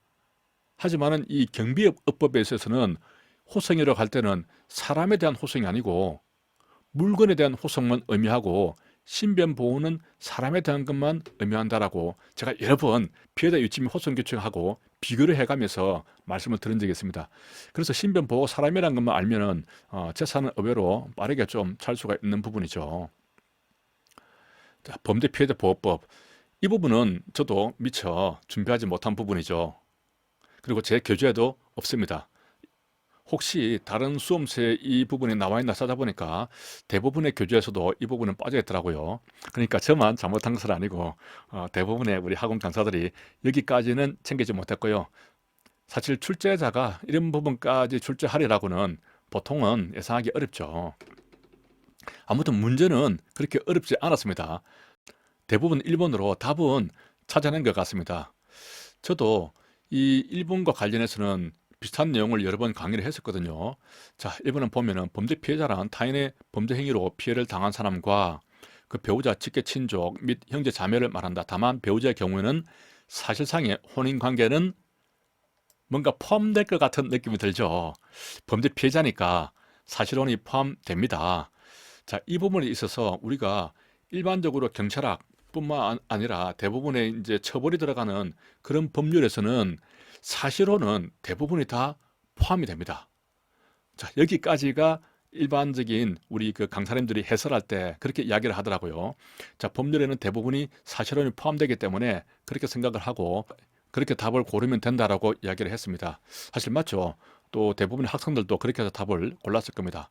자, 저는 이와 관련해서 어떻게 이제 설명을 한 적이 있냐면은 우리 법에서 사실혼이 나오는 것과 법률혼이 나오는 것들을 이렇게 구분을 해가지고 표를 만들어서 학생들에게 제시를 했습니다. 강의 중에요. 자, 보면은 공직자윤리법에 있어서 그 신고를 해야 되는 배우자는 사실혼까지 포함되는 개념이거든요.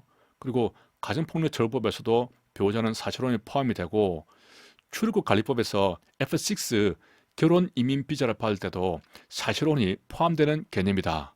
자, 왜 그러냐면은 일단 약혼만 해서 이 결혼 이민 비자를 가지고 우리나라에 들어왔다가 그 다음에 결혼식을 올릴 수도 있거든요.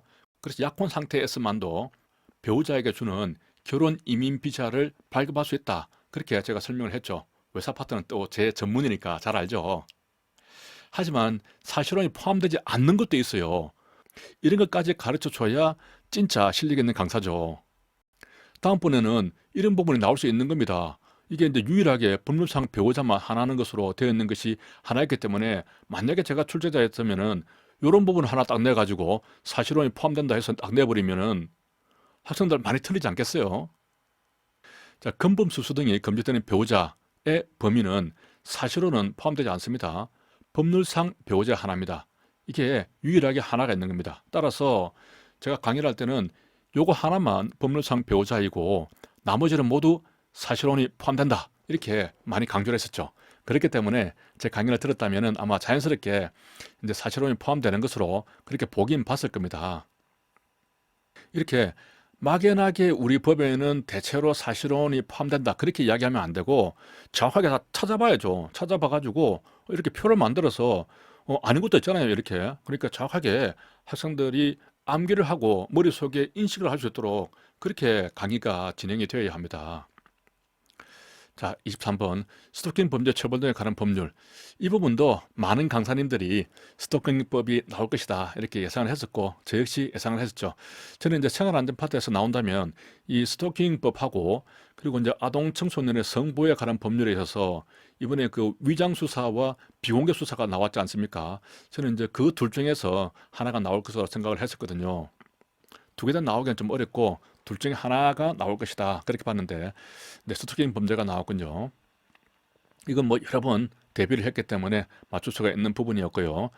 이것은 또 몰랐다고 하더라도 상식적으로 사법경찰관리가 뭐 유치장 구치소에 바로 넣을 수 있나요? 경찰관이 그렇게 파고졌나요? 몰라도 어느 정도 상식적인 선에서 이렇게 답을 고를 수 있었다. 아마 이제 긴장된 상황에서는 이런 것을 잘 고르기 어렵겠지만 이런 상식이라는 거 있죠. 상식이라는 것도 이제 평소에 그 경찰 활동이라든가 실무적인 이야기들을 강의 중에 좀 많이 들어서 머릿속에 이렇게 저 이미지를 그릴 수가 있으면 그러면 상식적인 것들이 막 나오게 됩니다. 그런데 단순하게 책에서 글만 읽고 단순하게 암기만 해버리면 그런 상식이 발현되기가 어려워요.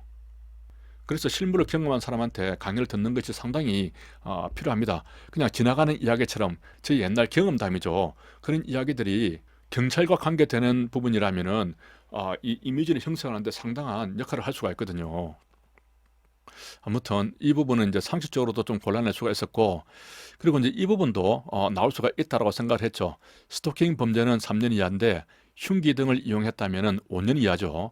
이렇게 연도까지 제가 강조를 했었고 이것은 이제 반의사 불벌죄고 이것은 반의사 불벌죄가 아니다. 그것까지 기억을 했습니다.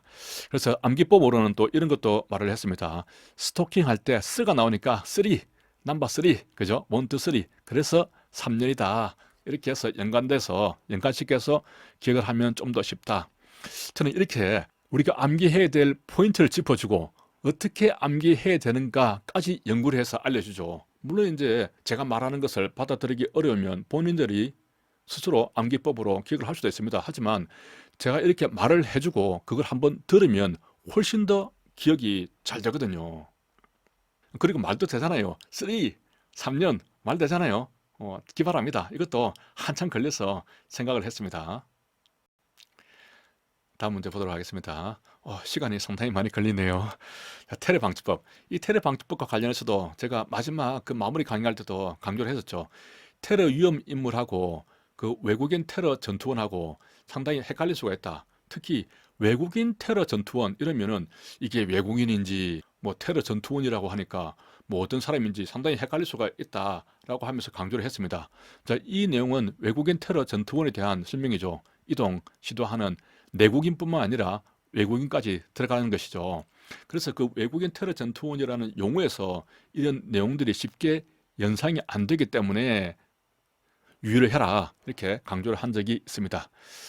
자, 그렇게 포인트를 집어서 함정을 집어서 알려줘야 보는 것이지 그냥 책에 있으니까 알아서 보라 그러면은 그걸 또 어떻게 다 봅니까? 그죠? 봐도 몰라요. 자, 범죄인 인도법에 따른 절대적 인도 거절 사유. 이것도 사실은 뭐 충분히 나올 수 있는 부분이죠. 매번 이 절대적 인도 거절 사유에서 시험 문제가 나왔습니다. 자, 그래서 여기 보면은 인종, 종교, 국적, 성별, 정치적 선념 또는 특정 사회단체에 속한 것 등을 이유로 처벌 혹은 불리한 처벌을 받을 염려가 있다고 인정되는 경우 이 내용을 이렇게 읽어서 기억을 하려고 하면 상당히 어려워요. 말도 길고 그죠? 자, 이건 뭐라고 이렇게 한마디로 할 수가 있죠? 차별받을 우려죠. 차별받는 겁니다. 차별받을 우려가 있는 경우에는 절대적 거절 사유로 본다 하는 것이죠. 이렇게 차별받을 우려라고 말을 딱 치환을 해버리면 간단합니다. 안 그러면은 이걸 다 읽으려고 하면 힘들어요. 그 다음에 여기서는 시효와 관계되죠. 자, 시를 따겠습니다. 이걸 다 암기를 해야 되니까요. 시효. 그리고 재판에 계속 중이다.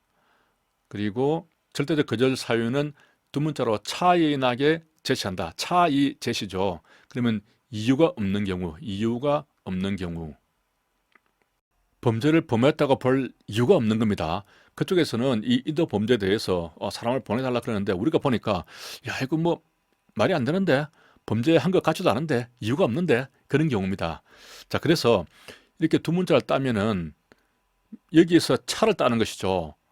차를 따는 겁니다. 그래서 이 문구 중에는 차라는 것은 아예 없습니다. 새롭게 제가 말을 만드는 것이죠. 여기서 차를 따고 이, 제, 시 그렇게 되는 것이죠. 그러면은 말이 어떻게 되냐면은 차, 이, 제, 시가 됩니다. 중고물품 파는 당근마켓이라는 앱이 있죠. 거기서 어떤 물건을 팔려고 합니다. 어떤 물건을 10,000원에 팔려고 이렇게 딱 내놨어요. 그런데 살려고 하는 사람이 3,000원에 팔아라 이렇게 하면 정말 너무 차이 나게 제시하죠. 그러면 절대적으로 줄 수 없다. 절대적 인도 거절 사유에 해당된다. 제가 그런 이야기를 가지고 설명을 한 적이 있습니다. 이렇게 너무 차이 나게 제시하면 정말 줄 수 없다. 그렇게 기억을 하면 되는 것이죠. 그러면 간단합니다. 자, 비인도적인 사유는 임의적 인도 거절 사유에 해당되겠습니다. 이것도 두 문자로 만들어둔 게 있습니다만은 그 두 문자를 가지고 연상이 조금 잘 안 되는 그런 문제가 좀 있더라고요. 한국 국민에게 외제 인삼을 주는 것은 상당히 비인도적이다. 그렇게 두 문자를 만들긴 만들었습니다. 자, 그런 내용은 나중에 요 밑에 보면 제가 정리를 해뒀군요. 한국 국민에게 외제 인삼을 주는 것은 상당히 비인도적이어서 거절할 수 있다 이렇게 해서 만들긴 했습니다만은 그냥 내용을 찬찬히 읽어봐도 이 임의적 거절 사유는 좀 알 수는 있습니다. 아무튼 비인도적이다. 이것은 이제 분명하게 뇌리에 남아있겠죠. 자, 이렇게 해서 두 문자를 가지고 기억을 해버리는 것이지 이걸 예를 통해서 두 가지를 구별하려고 하면 정말 힘듭니다. 차이 제시만 확실하게 기억을 하면 보통 이 두 가지를 섞어서 문제가 나오기 때문에 거의 대부분 답은 골라낼 수가 있게 되는 것이죠. 자, 27번을 보겠습니다. 시경위에 대한 설명으로 가장 적절하지 않은 것은 이 문제도 그 해설하는 강사들이 오류를 많이 범했어요. 이거 한두 개가 아닙니다. 제가 들어보니까 자, 공무원이 아닌 요원에 대해서는 국가공무원법 55조 및 57조를 준용한다. 자, 이 부분이 틀렸거든요. 근데 틀렸다는 것을 설명을 하면서 이 조항을 그 법조문에 있는 조항이 아닌 다른 것으로 넣어가지고 정말 지저분하고 쓰레기 같은 문제를 만들었다. 그러면서 이 출제자를 상당히 비난하더라고요. 근데 아니 우리가 문제를 풀면서 실제 55조인지 뭐 52조인지 57조인지 이런 것들을 어떻게 기억을 하면서 다 이렇게 문제를 풀 수가 있습니까? 그러면 법조문 전체를 다 달달 외워야 되게요. 출제자가 그렇게 바보인가요? 아무리 멍청하다 그래도 멍청한 교수라 그래도 이런 조항을 알고 있느냐를 묻겠습니까? 그러면서 이런 문제를 냈다고 상당히 지저분하고 쓰레기 같은 문제를 냈다고 그렇게 비난하는데 정말 웃기는 이야기입니다. 아니 이것은 지도자치경찰위원회는 당연히 지방공무원이죠. 그렇지 않습니까? 이 위원들 중에서 두 사람은 지방공무원이잖아요. 상임요원하고 위원장은 지방공무원이고 나머지 5명은 비상임요원이기 때문에 당연히 공무원이 아닌 요원에 대해서는 지방공무원법을 준용을 하겠죠. 아주 상식적인 부분 아닙니까? 따라서 이 문제 상당히 잘 낸 겁니다. 지도자치경찰위원회가 지방자치단체 소속, 그러니까 지도지사 소속이라는 것을 아느냐 모르느냐 그런 문제를 낸 것이죠. 이건 뭐 강사님들이 몰랐다기보다는 강사님들도 착각할 수 있다 하는 그런 것들을 단적으로 보여주는 것이죠. 그래서 우리 강사들도 마찬가지로 실수할 수 있고 모를 수 있고 착각할 수 있다. 이런 관점에서 항상 확인을 하고 준비하고 학생들에게 말하기 전에 다시 한번 확인을 해서 말을 하고 그런 과정을 거쳐야 됩니다. 그런데 오랫동안 강의를 한 사람일수록 그런 과정을 잘 거치지 않아요. 여러 번 해왔기 때문에 당연히 그렇겠지. 뭐 내가 이 분야에서 최고인데 아니 이런 걸 모르겠어? 그리고 오히려 출제자를 비난하는 겁니다. 야, 이런 쓰레기 같은 문제를 내냐 이러면서. 근데 사실은 알고 보면 본인이 착각에 빠져서 모르는 거죠. 그렇게 강사가 착각에 빠지면 학생들은 어떻게 되겠습니까? 자, 밑에 내용은 뭐 특별한 내용이 없고 쉽게 볼 수가 있고요. 이 부분에서 조금 착각한 학생들도 있더라고요. 시경위는 줄여서 시경위라고 부르죠. 합의제 행정기관으로서 그 기관에 속하는 업무를 독립적으로 수행한다. 이 부분도 제가 여러 번 강조를 했었는데 일단 합의제 행정기관으로 이렇게 표시가 되어 있죠. 하지만 그 권한에 속하는 업무를 독립적으로 수행한다. 이렇게 규정되어 있기 때문에 실제는 합의제 행정관청이다. 이렇게 설명을 했습니다. 원래 이제 행정기관이라고 하면 기관 안에는 여러 기관들이 있잖아요. 관청도 있고 그리고 의결 기관도 있을 수가 있고, 뭐 자문 기관도 있을 수가 있고, 또 심의 기관도 있을 수가 있고, 뭐 보조 기관도 있을 수가 있고, 집행 기관도 있을 수 있고, 이렇게 행정기관이라고 하면 가장 넓은 개념의 용어가 되는 것이죠. 그 안에 이제 행정관청도 있죠. 그래서 단순하게 행정기관으로서 이렇게 해버리면 이 시도자치경찰위원회 성격을 알 수가 없습니다. 뒤에 거를 보면은 이제 권한에 속하는 업무를 독립적으로 수행을 하니까 자기 이름으로 수행을 한다는 것이죠. 그래서 관청으로 볼 수가 있는 것이고, 그래도 좀 미심쩍어서 제가 직접 이 서울시도자치경찰위원회에 전화 걸어서 물어봤다고 했습니다. 당신들 자기 이름으로, 이 위원회 이름으로 공문을 외부에 발송합니까? 라고 물어봤죠. 그러니까 그렇다고 하더라고요. 그러면 관청이 맞는 거죠? 그러니까 관청이 맞습니다.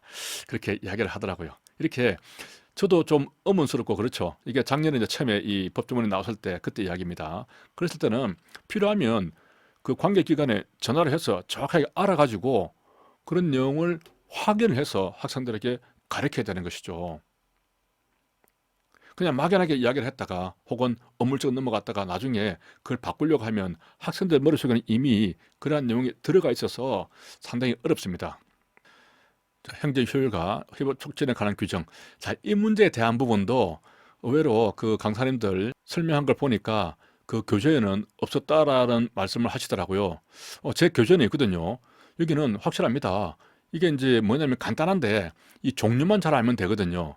자, 여기 보면은 민원문서, 비치문서, 공고문서, 복귀문서, 일반문서, 지시문서 이렇게 종류가 있다. 그리고 이 종류의 내용은 다 이 내용이 이 제목하고 연관되기 때문에 어렵지 않게 찾을 수가 있다라고 이제 하면서 제 교재에 보면 표로 되어 있었죠. 그 표에 보면은 이렇게 다 설명이 되어 있었는데 두 문자도 있습니다. 민비 공법 일지죠. 민비가 어릴 때 공부를 잘 했는데 공부한 법을 적은 일지가 있다. 민비 공법 일지. 이렇게 종류만 잘 기억을 하고 있으면 이건 이제 어려운 문제가 아니죠. 자, 일반 문서라는 것은 민비공법 일치할 때 민원 문서라는 게 하나 나오잖아요. 그죠? 그렇기 때문에 민원인이 뭐 이런 말이 나오면 이건 민원 문서에 대한 이야기구나 하는 것을 알 수가 있죠. 일반 문서라는 것은 뭐 일반적인 내용이 나와야 되는 것이죠. 사실은 보면 이제 뭐 위에 속하지 않는 기타 그런 문서 되어 있는데 아무튼 이제 민비공법 일지 요것만 잘 알면은 민원인이 이런 말이 나오면은 민원문서이고 공고문서는 공고 이런 말이 들어갑니다. 지시문서, 뭐 지시 이런 말 들어가잖아요. 다 연결됩니다. 법규문서 다 법이잖아요. 연결되죠.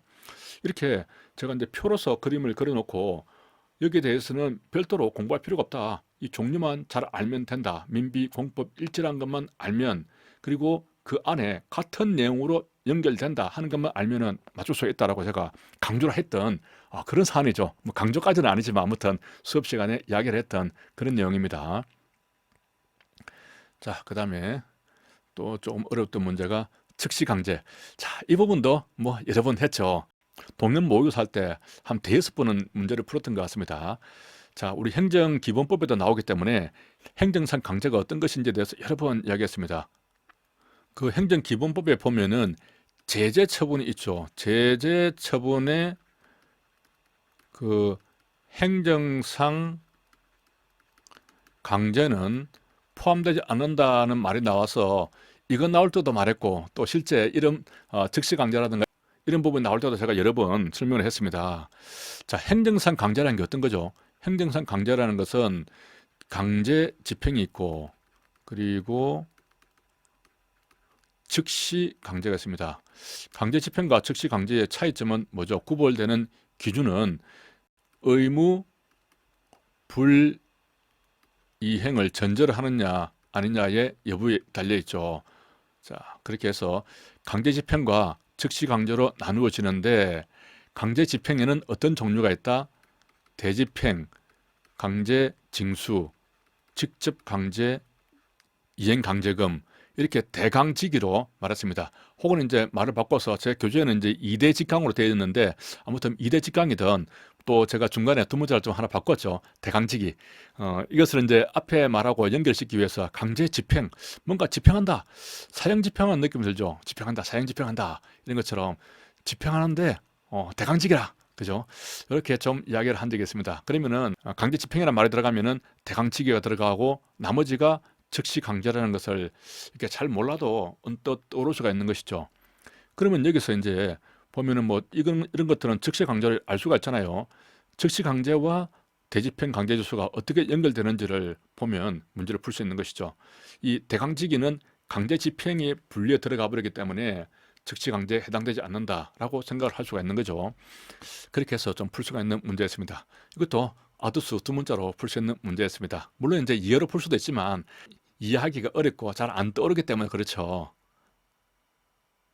다음 문제 보겠습니다. 자, 35번 경찰 물리력 행사. 이 부분도 반드시 시험에 나온다고 보고 제가 여러 번 강조했습니다. 왜냐하면 인천 그 층간 소음 문제가 워낙 강력했기 때문에 그 사건 나오면서 물리력 행사 기준에 대한 부분이 언론에 막 나오기 시작하더라고요. 그래서 분명히 시험 문제 나올 것이다. 그리고 작년에 2차 시험 면접에서 이 인천 층간 소음 문제와 관련해서 몇 번 나왔거든요. 그럴 때 이제 물리력 행사 기준에 대해서도 면접 질문이 좀 나왔습니다. 그렇게 세간에 관심이 되고 있단 말이죠. 그러면은 이 부분이 문제가 출제될 가능성이 있다. 저는 그렇게 봤고, 또 우리 박물관에 근무하는 그 동료 우리 경찰학 강사에게도 이번에 인천 층간 소음 문제 때문에 물리력 행사 이 관련해서 문제가 나올 것 같아요. 그죠? 이렇게 하면서 서로 공감을 했던 그런 기억도 납니다. 자, 이 부분은 뭐 주먹발을 이용한다. 사실 문제는 쉽게 나왔죠. 이 부분을 예상하지 못했다고 하더라도 충분히 답은 고를 수 있었습니다. 뭐 주먹이나 발을 사용하는데 그게 무슨 치명적인 공격이 되겠습니까? 자, 이번 문제는 좀 쉬웠다기보다는 이 상식선에서 해결할 수 있는 문제가 꽤 많았어요. 상식선에서. 자, 주먹 발인데 그죠? 아무튼 이 문제가 어렵게도 나오려면 충분히 어렵게 나올 수 있었거든요. 제가 말씀을 드리고자 하는 부분은 이 부분이 나올 거라고 예상을 못한 강사가 있었던 반면에 이 문제가 나올 거라고 예상을 했던 강사들이 있다는 거죠. 어떤 근거로? 그러니까 인천 층간 소음 문제를 보면서 그리고 작년에 면접 때 그 면접관들이 많이 물어봤던 그런 것들을 근거로 해서 이 규칙이 충분히 나올 수 있겠다라고 예상을 했다는 겁니다. 그리고 충분하게 대비를 했다는 것이죠.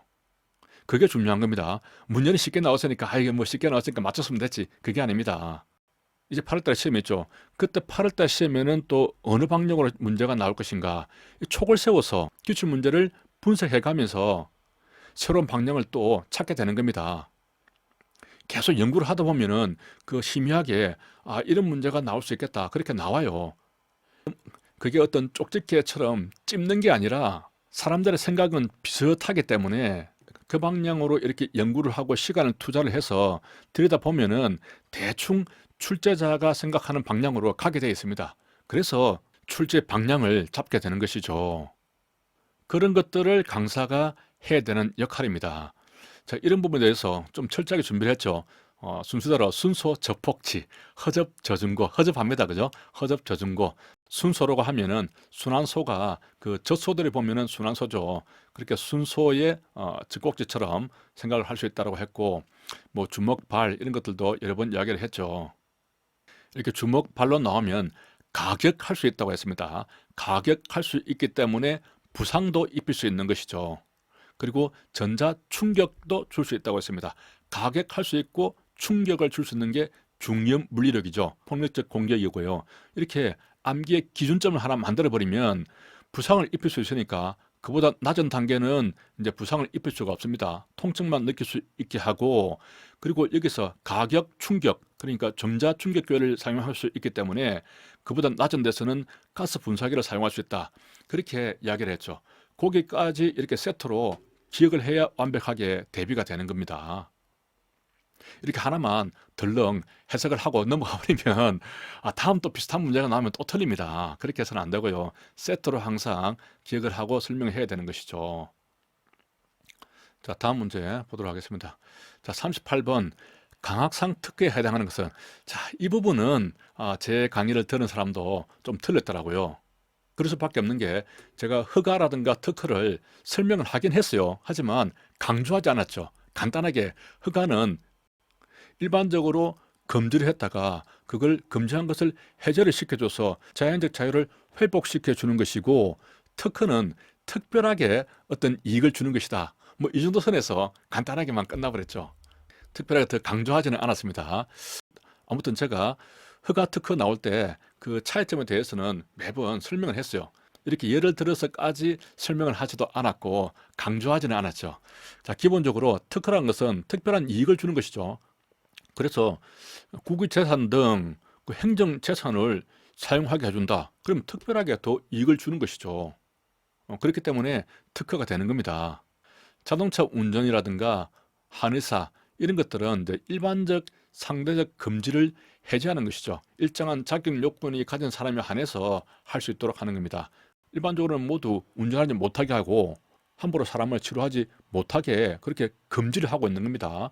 하지만 일정한 자격 요건을 갖추면 이렇게 면허를 주어서 허가를 하는 것이죠. 이름은 면허 이렇게 되어 있지만 이제 강의학상으로 허가가 됩니다. 여기도 특허라고 되어 있잖아요. 특허지만 실정법상으로는 허가 이런 식으로 이름이 나오는 겁니다. 강의상의 특허라는 개념과 실정법상에 나오는 개념하고는 다르게 나오는 것입니다. 특허라고 하더라도 특허 이렇게 나오는 게 아니라 허가, 뭐 면허 그런 이름으로 나올 수가 있는 것이죠. 그래서 1번하고 3번은 허가죠. 허가고 재단법인의 정관 변경을 허가한다. 이것은 인가에 해당됩니다. 자, 이런 것들도 상당히 좀 어렵죠. 인가라는 것은 행정관청이 공식적으로 인정을 해주는 것이다. 승인해 주는 것이다. 그렇게 개념을 잡으면 되겠습니다. 그래서 재단법인이 정관 변경을 했단 말이죠. 그걸 허가를 받는다는 것은 그걸 인정을 해주는 겁니다. 행정관청이. 그러면 이제 효력이 나타나는 거죠. 그런 것들을 강의학상의 인가라고 하고 이런 것들은 허가라고 하고 특별한 이익을 주는 행정재산을 사용하게 하니까 특허라고 한다. 그렇게 구별이 되는 개념이 되겠습니다. 이런 부분은 우리 일반 행정법 분야라고 말하기는 좀 그래요. 일반 행정법 분야에서 열심히 공부를 했다고 하더라도 이런 부분에서는 또 틀릴 수도 있고요. 또 경찰학에서도 허가라든가 특허 이런 개념들은 나오잖아요. 다만 저 같은 경우는 특별하게 좀 강조를 덜 했다는 것이죠. 자, 다음 39번 문제를 보겠습니다. 행정소송법상 항고소송에 해당하지 않는 것은, 자, 이 문제도 뭐 이것은 일반 행정법 분야가 아니죠. 우리 경찰학 분야에서도 충분히 이런 부분들은 많이 나왔고 제 교재에도 그대로 나와 있습니다. 이것은 이제 소송의 종류만 잘 알면 되는 것이죠. 그래서 제가 강조한 것이 우리 행정심판의 종류 어떤 것이냐, 그리고 행정소송의 종류 어떤 것이냐, 이건 몇 번 강조를 했습니다. 그 동년 모의고사에서도 몇 번 나왔거든요. 더 이상 깊게 들어갈 필요는 없다. 왜냐면은 깊게 들어가려고 하면 상당히 많은 부분을 알아야 되고 어중간하게 공부를 해서는 공부를 하나 안 하나 똑같다. 그러니까 아예 공부하지 말고 가장 기본적인 개념인 이 소송의 종류 그리고 행정심판의 종류 어떤 것이 어떤 것이다. 그 정도만 분명하게 구별하면 된다. 라고 여러 번 강조를 했습니다. 딱 효율적으로 공부하지 않았습니까? 이런 식으로 아주 쉽게 개념을 묻는 문제가 나오기 때문에 여기서 이거 깊게 들어가잖아요. 그러면은 분량이 엄청납니다. 이 행정법 분야의 거의 한 3분의 1 정도가 행정쟁송과 관계되는 부분이거든요. 그걸 어떻게 다 우리가 공부할 겁니까? 아니죠. 지금까지 그렇게 기출이 된 것도 없었고요. 그래서 이 문제는 사실은 내용은 뭐 간단하죠. 소송의 종류를 묻는 것이니까. 항고소송에는 뭐 무효, 부작위, 취소소송이 있고 민중소송은 항고소송과 별개의 이렇게 항고 당사자 민중기관 이렇게 구분되는 개념이라서 별도의 소송이다. 이렇게 쉽게 찾을 수 있는 문제였습니다. 자, 이렇게 문제풀이를 마치는데요. 아무튼 이 문제풀이를 통해서 앞으로는 어떤 방향으로 공부를 해야 하는가 하는 쪽에서 좀 좋은 팁이 되었으면 좋겠습니다. 이 경찰학은요. 얼마만큼 깊게 들어갈 것인가 이것도 중요하지만 지금 더 중요한 것은 방향을 어느 방향으로 공부할 것인가 이게 상당히 지금 중요한 화두잖아요. 참고로 4월 말경에 이번 시험이 반영되고 최신 경량이 반영된 개정판 아도서 경찰학이 출간이 됩니다. 두 문자도 더욱 업그레이드 되었고요. 오타라든가 조금 틀린 부분은 정정이 되었습니다. 많이 기대해 주시고 그 최신판이니까 2차 대비해서 공부하시는 분들은 꼭 한번 사서 보시기를 바랍니다. 수고하셨습니다.